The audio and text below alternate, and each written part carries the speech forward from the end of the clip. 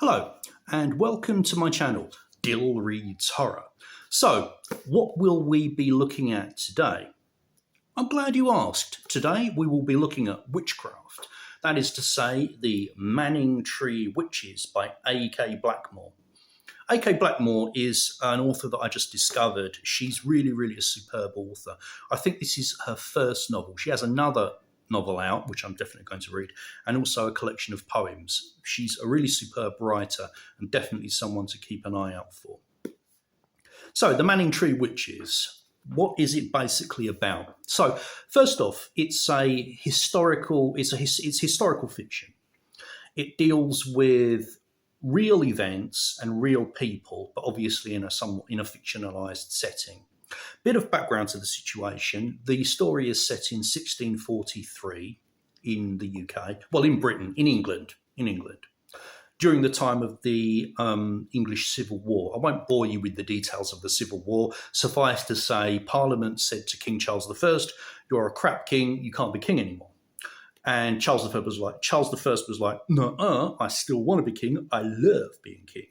And Parliament was like, "No," and then basically there was a war about it. So the fact that there was a civil war created a great deal of upheaval in the land, as civil wars do tend to do. And this meant that there was a great deal of lawlessness, law and order kind of broke down to quite a large degree. And it was a good time for opportunists to make their fortune in whatever way they could. And the antagonist of this book, Matthew Hopkins, did do that with great success. So, Manningtree itself is a small village in, I believe, in Essex, and the story basically follows a young woman called Rebecca West. So she lives with her mother, Anne West, known by her nickname the Beldam, a very formidable woman, and she basically leads a hard scrabble existence along with her mother, just struggling to survive. And their social circle, various other women in the village around them, are very much in the same position. They're very poor and they're just struggling just to keep body and soul together. And then, of course, there are the more prosperous townsfolk, such as John Stern. He actually features very heavily in the story later as we go on. And so the story starts off introducing Manningtree. It starts off with Rebecca West. And it's one of the things that really struck me about this book was the sense of atmosphere. You really can, when the author's describing, the sea air, the wind, the countryside, you really get a sense of actually being there. She's really good at transporting you to the place. You really feel you're there physically. And you really feel you're there also in 1643.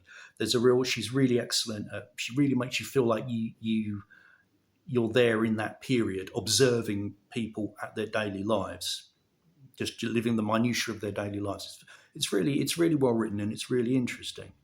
So anyway, the not so idyllic existence of these women and the town itself is slowly broken by the arrival of Matthew Hopkins. So Hopkins is a bit of an odd duck. He's a lawyer from Ipswich, and right from the beginning he comes across as being a bit of an odd duck. There's something a bit kind of off about him, and something a bit menacing even. And he becomes friends with John Stern. John Stern's the principal businessman of the town. He's the big cheese in the town. So naturally, Hopkins makes friends with him. And slowly, whispers and rumours and suspicions start to spread around the village of Manningtree. All of these actually emanate from Hopkins. So, to cut a long story short, I've not given you any spoilers. This is just the basic kind of like outline of the story. So, to give a quick breakdown, a quick summary, Hopkins is a witchfinder. So that means that, as you may surmise from the name, he goes around finding witches.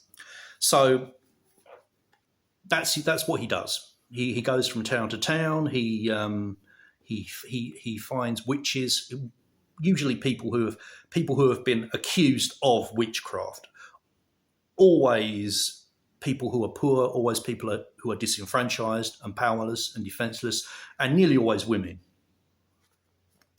So that's principally what his job is, and he's very good at it. Hopkins is, if you're interested in British history or horror in general, there's a 99% chance you'll have heard of Matthew Hopkins. He was the self-styled Witchfinder General. He wasn't the only Witchfinder plying his trade, but he was he's the most famous, the most infamous in history, and he was probably the most successful. Although Witchfinder General was probably an appellation that he gave himself. So this is what the story focuses on. It focuses on Rebecca West and her mother and their friends, and how they slowly come under the evil eye of Matthew Hopkins, and how he and the townsfolk begin their persecution of them. So it's based on a real story, and as I just said, Hopkins was a real person. Rebecca West was a real person. So was her mother, and so were a lot of the people featured in this book. So, what about the book itself? The book itself, I was really struck by the quality of the writing. The writing is really, really superb. The use of language is just extremely elegant. It's beautiful. It's beautifully written. I think the characterization was beautiful. Rebecca West and her mother and the other women who are accused of witchcraft, yes, they're victims. Yes, they're persecuted, but they're not just victims. I was struck by how well written the characters were. You know, they're not just meek and simple and easily pushed about. You know, the beldam, Anne West, is a really, really formidable, fiery character. And all of the women, you know, they demonstrate, you know, great spirit, great humour even sometimes. Some parts of the book are actually surprisingly funny with some of the things the women say. You know, they're not just simple victims. You really get the sense of them as being people, as being women, being people, you know, they're not just cardboard cutouts, if that makes sense. You really get a sense of them as people, and as formidable people, and also as people with human weaknesses, just as everyone has, especially when they're being persecuted for witchcraft. Matthew Hopkins, the characterization of Hopkins is really superb as well. Hopkins, obviously, is a loathsome character in this book, and it was a loathsome character in real life. And he comes across in the book right from the beginning as a real odd duck. Not necessarily malevolent or evil at first, but the evil and the menace grows throughout the story. You really get a sense of what a really loathsome, but also clever, calculating, cunning individual he is. But you also see a kind of more, I dare say, human side to Hopkins, which isn't to say sympathetic, just to say another side to him, which is a testament to A.K. Blackmore's writing, because none of the characters in this book are just cardboard cutouts. Hopkins himself is a villain, but he's not like a kind of cartoon bad guy, you know, with a swirling cape and just twirling his mustachios and cackling evilly. You know, he's a human being, he's a person, an awful human being, an awful person, but still a person. Okay, so the book is also extremely well paced. It's not a particularly thick book.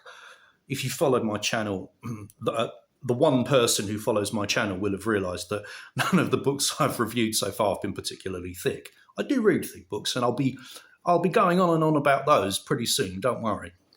But it's not a particularly thick book. I wish it was longer. It's one of those books that I wish was longer. It's an absolutely superb read, and it's well worth looking at. It's absolutely well worth looking at. Oh, one thing I just wanted to point out, more out of respect to the victims of the Witchfinders. I'm not saying this very well. More out of respect to the real life victims of Matthew Hopkins. Obviously, as I said, these women were poor. The women in this book are poor, and that is basically the kind of people that Hopkins and his ilk like to pick on. They were successful because they picked on people who were poor, who were isolated, who were defenseless, and generally speaking, the villagers who accused their fellow villagers of witchcraft chose people who were already seen as being a bit off or a bit weird, just because they lived alone, or because they were poor, or because they maybe because they were seen as a bit funny in some way or other. So the Witchfinders always punch 99% of the time. They always punch downwards towards people that they could bully and people they could victimise. I think that's something that I just wanted to emphasise. So, in the unlikely event that anyone is still watching this video, thank you for sticking with it, and see you on the next video. If you like the content, please consider liking or subscribing. Thank you, and I will see you next time. Goodbye.